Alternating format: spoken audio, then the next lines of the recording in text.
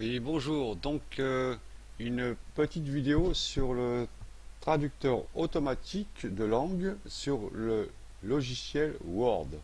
Word, logiciel de traitement de texte. Donc, c'est très très simple. Vous pouvez faire vos traductions simplement en quelques clics. Alors, juste un exemple, hein. Je vais faire une petite phrase. La maison est belle, hein. Est belle, hein, est belle, voilà.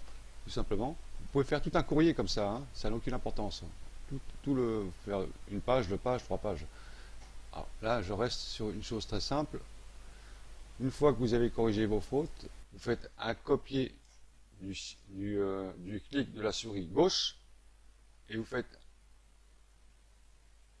un clic du côté droit pour traduire.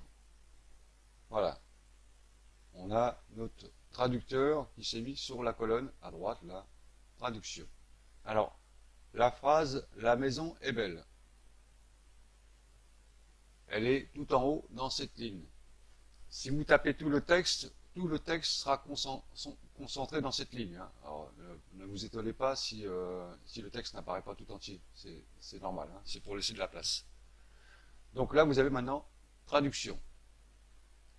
Ce texte, d'origine, est français. Mais si vous êtes espagnol, il faudra mettre, s'il n'est pas configuré d'avance, dans l'arborescence, là, espagnol. Hein. Chacun a son origine de langue. Donc voilà. Et pour ce cas, on est en français. Vous voulez traduire ce texte en anglais ou en une autre langue. Vous avez toutes les langues qui sont défilées dans l'arborescence, là, en cliquant sur la flèche de droite. Vous répétez. Simple. Alors, source française, traduire en anglais. Vous avez ensuite en dessous la phrase "la maison est belle", traduite en anglais ici. Vous voyez ici. D'accord? Vous faites insérer. Quand vous avez fait insérer la phrase que vous avez voulu traduire en votre langue désirée, c'est automatiquement traduite ici. Maintenant, c'est à vous de choisir maintenant les options de traduction, hein, en chinois, en turc, en arabe, en espagnol, en italien. Alors, il y a toutes les langues, hein, de traduction. Il y a toutes les langues qui sont dans le moteur Google, hein, je crois. Je crois que c'est à peu près les mêmes.